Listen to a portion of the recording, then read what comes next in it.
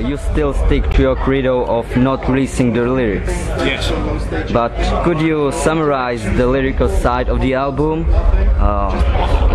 About the dreams, themes? General idea, sort of. Yeah.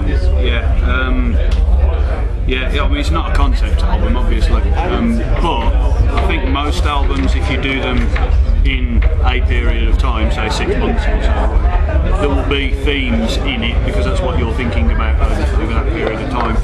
And most of the stuff on this one is relating to the capacity that people have for abuse of other people, cruelty to them, things like that. So, the Lucifer Effect is about the Stanford Prison Experiment, you know that. Not directly about it, but the thing the Stanford Prison Experiment teaches you, I think, isn't what the guy behind it says it's about. He says it's all about structures. You put a structure in place that takes away responsibility from human beings, and then they are free because they rely on the structure for authority to do what the bad things that they do. I don't think that's true. Well, it is true practically, but in theory, I think there's something absolutely fucking horrific in humanity in general. I think if you put enough people together, there will always be an essential thing in humans that will make them fuck it up and make them eat each other, not literally, but you know. And that is kind of what a lot of the stuff on the album relates to.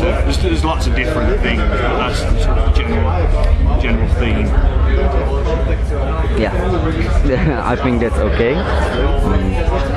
Another question on it.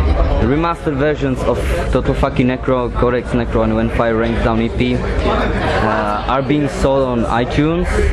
So why did you release only through such sites? I think that a proper CD or vinyl version of Total Fucking Necro would sell really cool. So what did you decide? Mainly because the first thing, those albums were never actually mastered, really, because I didn't know how to do them. Basically, we just kind of did it. Red. Yeah. So, and we recently got the rights back to those albums from Earache and from Mortem. So I thought, fuck it, I'll just put it out and make it sound better. And then I was thinking about doing it on vinyl, but to be honest, I don't think there's really any point doing it on a CD because no one's going to buy it anyway. It's not like it's a new album or anything. If people want to buy it, it's only going to be people that have already bought it anyway, or have already got it. So if you release stuff too many times, it's just milking it, isn't it? It's already been out in two different versions. Yeah. So it's like, I'll probably go and do a vinyl, maybe. It's like a limited edition. If people really want to buy it, they can get that version. But I think CDs are a bit of a downhill, you know. So, but there's no real reason behind it. Well, you couldn't play here last year, I think, because you were in the USA. But it's my fault. This is actually the third year they've tried to get us. They wanted us to play the year before that as well. So, what can we expect from you this time? And what do you expect from the fans in the pit? Hopefully they'll all start going crazy and fucking... I don't know, just hope they like it, man. We're just gonna play the songs as good as we can do, man. Go for it, man. Every song we do, I would like to see, every show we do, I'd like to see some blood. I don't care where it comes from. It can be me, it can be someone in the crowd or anything. That to me is how you tell there's a good show. So, I don't know what will happen today. Fuck it. Who cares? We'll just do it. We never played here before either, so we have no idea what this kind of crowd is like. I would like to see some blood. Yeah, I've played it here, but not in that. There must be blood. There will be blood. There will be blood. I drink your milkshake. There must be. There will be. We need a few milkshakes. Really killed him. Well, milkshakes are really great here.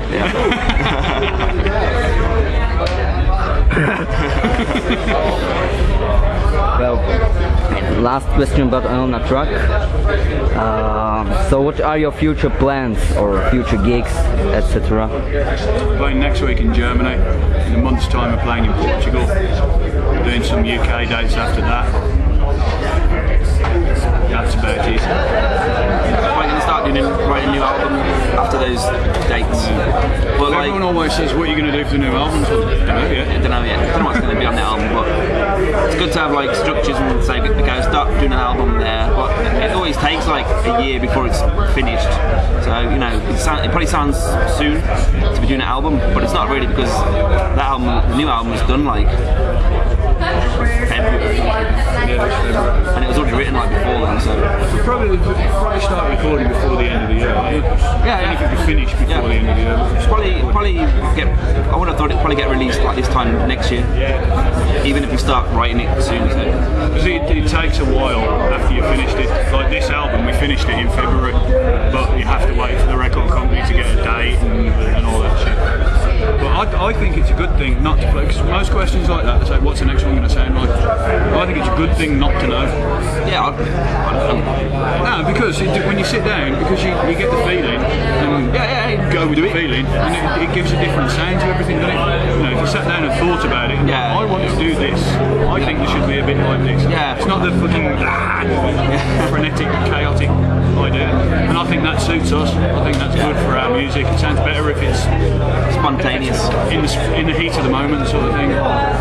So pop knows what'll happen. Yeah. We'll see. It's not going to be a pop album, that's for sure. You never know. We'll see. We'll have a chat about it. That's some ideas. Well, a lot has been said about the Mistress split up, but can you put some details on the one-time reunion at the Damnation Festival? Put some what? Put some details about the reunion at the Damnation Festival. Okay. We never had a last gig, and we probably should have done. It's a good thing, because we're all still friends, there was no problem. We should have done one, shouldn't we? Should have had one last one, and we never did. And the Damnation guys are virtually friends of ours, played there a few times, and they're nice guys, we get on with them. And they said, come on, just do it. What about DVD recording? Don't know. Depends if there's someone there with a camera. Well, it would be cool. Do you want to do it? Come over to England and do it, man. Well, we're thinking about other things at the time, you know, we're thinking about Playing the songs. Beer. And punching people, and whether drunk can actually play the guitar.